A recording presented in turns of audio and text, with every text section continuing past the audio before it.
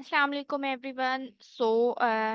In today's class, we will learn seasonal affective disorder and postpartum depression. Seasonal affective disorder and postpartum depression भी depressive disorder में ही include होंगी। Depression की types हैं ये। सबसे पहले हम देखते हैं कि सीजनल अफेक्टिव डिसऑर्डर क्या होता है। सीजनल अफेक्टिव डिसऑर्डर को हम सैड के नाम से भी रिकॉल कर सकते हैं। Is a type of depression that occurs at a particular time of year, typically during the fall and winter months when there is less natural sunlight.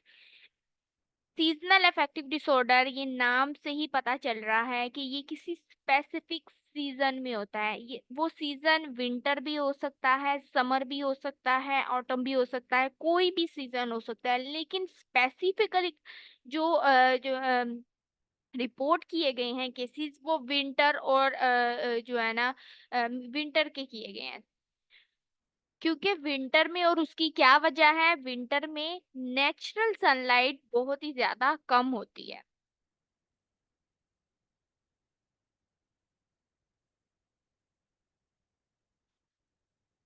अब हम देखते हैं कि इसके क्या सिम्टम्स होती हैं सीजनल अफेक्टिव डिसऑर्डर के। Loss of interest in activities once enjoyed, यानी कि ऐसी एक्टिविटीज जिन्हें इंडिविजुअल पहले बहुत ही ज्यादा इंजॉय करता था, लेकिन सीजनल अफेक्टिव डिसऑर्डर होने के बाद उसका उन एक्टिविटीज में बिल्कुल भी इंटरेस्ट नहीं रहा। चेंज इन एपिटाइट, एपिटाइट में चेंजेस आए हैं। इंडिविजुअल की एपिटाइट में चेंजेस आते हैं, पर्टिकुलरली क्रेविंग फॉर कार्बोहाइड्रेट्स। और खास तौर पर क्या होता है, भूख में चेंजेस क्या आते हैं। अक्सर जो है ना, मोस्टली केसेस रिपोर्ट होते हैं कि उन्हें क्रेविंग होती है कार्बोहाइड्रेट्स की। वेट गेन होता है ऑब्वियसली। जब क्रेविंग होगी कार्बोहाइड्रेट्स की, तो कार्बोहाइड्रेट्स का इंटेक इंडिविजुअल ज्यादा करेगा, कि जिसकी वजह से इंडिविजुअल का वेट गेन हो जाएगा। फैटीग और लो एनर्जी, हर टाइम जिस्म थका थका रहना, बहुत ही ज्यादा लो एनर्जी फील करना, कि जैसे बॉडी में बिल्कुल जान ही नहीं है। डिफिकल्टी कंसंट्रेटिंग, कंसंट्रेट करने में डिफिकल्टी होना, इरिटेबिलिटी और एजिटेशन, एक अजीब सा चिड़चिड़ापन, ओवर स्लीपिंग, बहुत ही ज्यादा सोना। मैंने आप लोगों को पहले भी बताया था कि इंसोम्निया और हाइपरसोम्निया का बताया था कि या तो डिप्रेशन के पेशेंट को नींद बहुत ज्यादा आती है, या फिर बिल्कुल आती ही नहीं है, बहुत कम आती है। तो मेजर और परसिस्टेंट में ये होता है कि नींद नहीं आती है उन पेशेंट्स को, या बहुत कम आती है। लेकिन यहाँ पे क्या हो रहा है, यहाँ पे ओवर स्लीपिंग हो रही है, यानी कि नींद बहुत ज्यादा आ रही है। और इस सिचुएशन में क्या होता है, इंडिविजुअल सोशली तौर पर विड्रॉ कर लेता है, खुद को सोशली तौर पर आइसोलेट रखता है, अपनी जो भी उसकी सोशल सर्कल है उससे विड्रॉ कर लेता है। उसके बाद इसके कॉजेज क्या हो सकते हैं, इसके कॉजेज वेरी कर सकते हैं। आप डिफरेंट कॉजेज इसके हो सकते हैं, जैसे कि रिड्यूस्ड सनलाइट सबसे बड़ा कॉज है। उसके बाद है इम्बैलेंस ऑफ न्यूरोट्रांसमीटर। नेक्स्ट हमारे पास है जेनेटिक कॉजेज भी हो सकते हैं, और बायोलॉजिकल फैक्टर भी हो सकते हैं। तो रिड्यूस सनलाइट क्या होता है कि क्योंकि जब सर्दियों में ज्यादातर जो है ना, ये सीजनल अफेक्टिव डिप्रेशन जो है ना, डिसऑर्डर सॉरी, ये सर्दियों में ज्यादा होता है। विंटर सीजन में ज्यादातर केसेस इसके रिपोर्ट किए गए हैं। वैसे तो ये सीजनल है, किसी भी सीजन में हो सकता है, ये पर्सन टू पर्सन वेरी करता है कि किस पर्सन को किस सीजन में हो रहा है। लेकिन मोस्टली केसेस रिपोर्ट होते हैं विंटर सीजन में। तो इसमें विंटर सीजन में, क्योंकि नेचुरल सनलाइट बहुत ही ज्यादा डिक्रीज होती है, बहुत ही ज्यादा कम होती है, और सनलाइट का हमारी बॉडी पे जो इफेक्ट है वो कम हो जाता है, जिसकी वजह से इंडिविजुअल को क्या हो जाता है, सीजनल अफेक्टिव डिसऑर्डर हो जाता है। उसके बाद है imbalance of neurotransmitter. Some time ऐसा होता है कि सनलाइट रिड्यूस होने की वजह से न्यूरोट्रांसमीटर में इम्बैलेंस हो जाता है, जैसा कि अब सीरोटोनिन है, मेलाटोनिन है, इनमें क्या हो जाता है, इम्बैलेंस हो जाता है, जो कि सीरोटोनिन रोल प्ले करता है हमारे मूड में, और मेलाटोनिन रोल प्ले करता है स्लीप में, ठीक है। तो इसी तरह इन न्यूरोट्रांसमीटर में इम्बैलेंस होने की वजह से हमारा मूड और स्लीप डिस्टर्ब होती है, जिसकी वजह से सीजनल अफेक्टिव डिसऑर्डर हो सकता है। नेक्स्ट है जेनेटिक्स कॉजेज भी हो सकते हैं इसके। फॉर एग्जांपल अगर किसी की फैमिली में जो है ना किसी को डिप्रेशन है, या किसी की पहले कोई डिप्रेशन की हिस्ट्री रह चुकी हो, तो उसको ज्यादा चांसेस होते हैं कि सीजनल अफेक्टिव डिसऑर्डर हो जाए। और इसके कुछ बायोलॉजिकल फैक्टर भी होते हैं, जैसा कि अब विटामिन डी है, उसके लेवल में अगर चेंजेस आ जाएं तो भी सीजनल अफेक्टिव डिसऑर्डर हो सकता है। उसके बाद आ जाता है इसका ट्रीटमेंट, कि इसका ट्रीटमेंट क्या होगा फिर।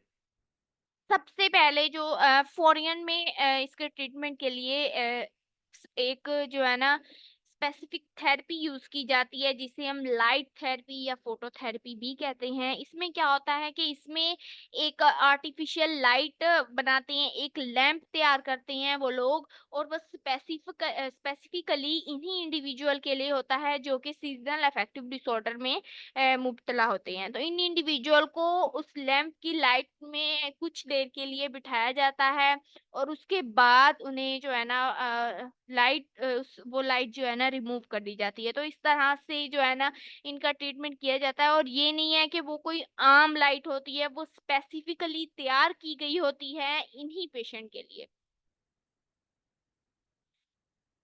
उसके बाद आ जाता है साइकोथेरेपी। साइकोथेरेपी में सीबीटी सबसे ज्यादा इफेक्टिव है सीजनल अफेक्टिव डिसऑर्डर के ट्रीटमेंट के लिए। And other form of talk therapy भी बहुत ज्यादा इफेक्टिव है। और कुछ कोपिंग स्किल्स हम अपने क्लाइंट को सिखाते हैं, कुछ चैलेंजेस, नेगेटिव चैलेंजेस को आपने किस तरह से फेस करना है, वो सारी चीजें जो है ना अपने क्लाइंट को हम बताते हैं। उसके बाद आ जाती है मेडिकेशन। मेडिकेशन से भी इसका ट्रीटमेंट हो सकता है, जैसे कि एंटी डिप्रेसेंट मेडिकेशन है, पर्टिकुलरली सीरोटोनिन, क्योंकि इसमें सीरोटोनिन और मेलाटोनिन का लेवल जो है ना वो उसमें डिस्टरबेंस आ जाती है, तो उनके लेवल को बैलेंस करने के लिए मेडिसिन वगैरह दी जाती हैं। इसके अलावा कुछ लाइफस्टाइल चेंजेस होते हैं, कि जैसा कि हाँ इंडिविजुअल को हम कहते हैं कि आप रेगुलर एक्सरसाइज करें, अपनी नींद अच्छे से पूरी करें, और आप कोशिश करें कि दिन के ज्यादातर हिस्से में आप घर से बाहर रहें। और अगर आप घर से बाहर नहीं रह सकते हैं, तो आप ये कोशिश करें कि आप अपने रूम की लाइट को ऑन रखें जब तक कि आप सो नहीं जाते हैं। तो ये लाइफस्टाइल चेंजेस भी बहुत ज्यादा जो है ना हेल्प आउट करते हैं इंडिविजुअल को।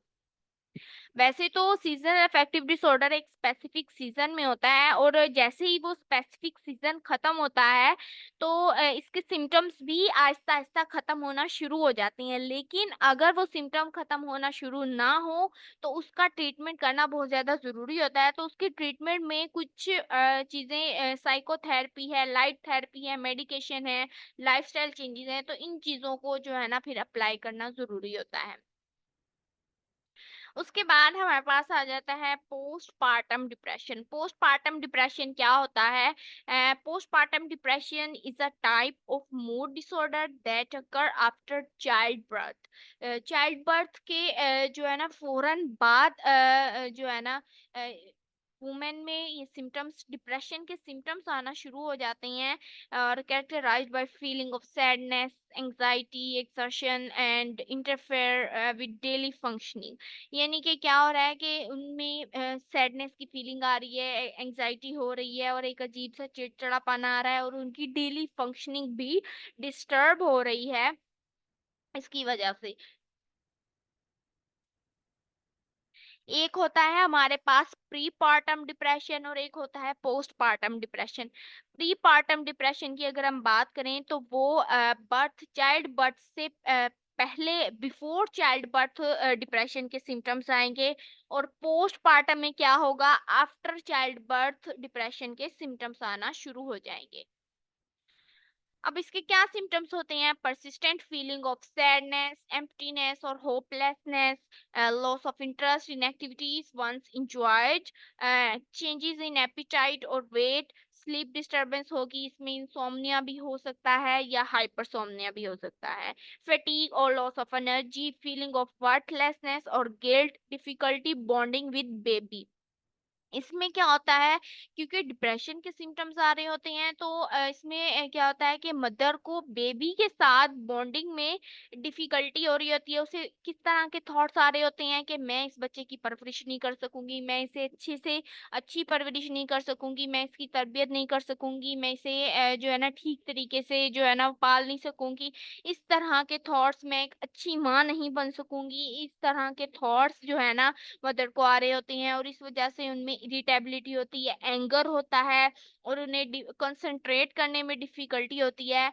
अगर ये जो है ना पोस्टपार्टम डिप्रेशन, अगर ट्रीटमेंट इसका ना किया जाए तो ये हार्मफुल हो सकता है बच्चे के लिए भी और मदर के लिए भी, क्योंकि इसमें मदर को थॉट्स आते हैं इस तरह के, वो बच्चे की अच्छी परवरिश नहीं कर सकती, वो अच्छी माँ नहीं बन सकती, अच्छी तरबियत बच्चे को नहीं दे सकती है। तो इस वजह से क्या होता है, उन्हें एंगर होता है और उन्हें फिर थॉट्स आते हैं कि या तो वो खुद को नुकसान पहुंचा सकती हैं या फिर बच्चे को नुकसान पहुंचा सकती हैं। सो इसका ट्रीटमेंट, इसका ट्रीट होना बहुत ज्यादा जरूरी है पोस्टपार्टम डिप्रेशन का।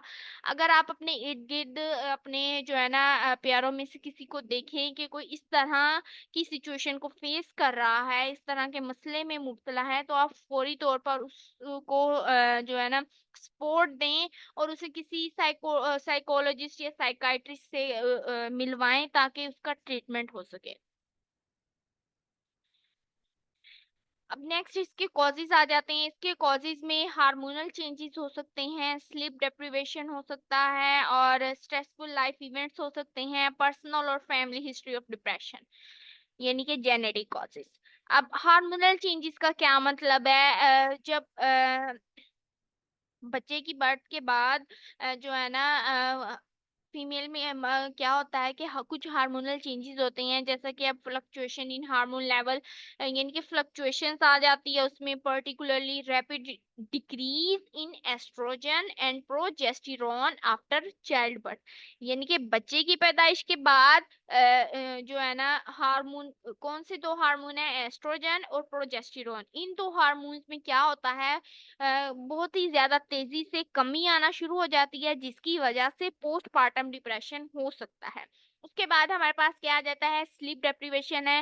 अक्सर माई क्या करती हैं कि अपने जब बच्चा पैदा होता है, खास तौर पर जब फर्स्ट बेबी होता है, तो न्यूबॉर्न बच्चे की उसको ख्याल रखने के लिए माएँ जो है ना सारी सारी रात जागती रहती हैं, कहीं बच्चा उठ ना जाए, ये इसी टेंशन में वो हर टाइम रहती हैं। तो इस वजह से वो क्या करती हैं, अपनी स्लीप डिस्टर्ब कर लेती हैं, सोती नहीं है, कि जिसकी वजह से भी जो है ना पोस्टपार्टम डिप्रेशन हो सकता है।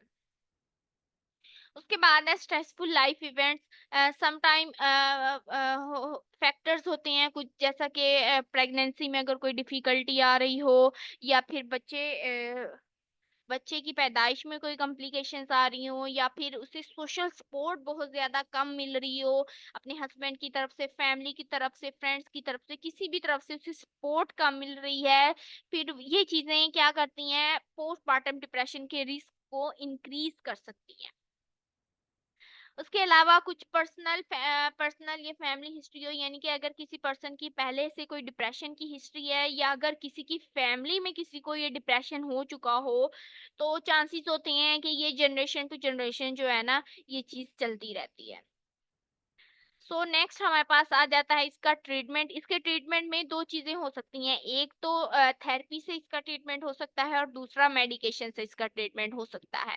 थेरेपी में क्या होता है, हम साइकोथेरेपी में सीबीटी को यूज करते हैं, इंटरपर्सनल थेरेपी को यूज करते हैं, जो कि हेल्प करता है इन वुमेन को जो कि पोस्टपार्टम डिप्रेशन को फेस कर रही होती हैं, इनको नेगेटिव थॉट्स पैटर्न को जो है ना पॉजिटिव में कन्वर्ट करने में, और इनको हम कोपिंग स्ट्रेटजीज और कुछ इन सिम्टम्स को कैसे वो मैनेज करें, और मैनेज करते हुए कैसे जो है ना अपने बेबी को जो है ना उसकी डेवलपमेंट में जो है ना अपने बेबी को केयर दें, प्यार दें किस तरह से, क्योंकि इस सिचुएशन में मैंने बताया ना कि माँ उनके थॉट्स इस तरह से नेगेटिव होते हैं, तो वो नुकसान पहुंचा सकती हैं बच्चे को भी और खुद को भी।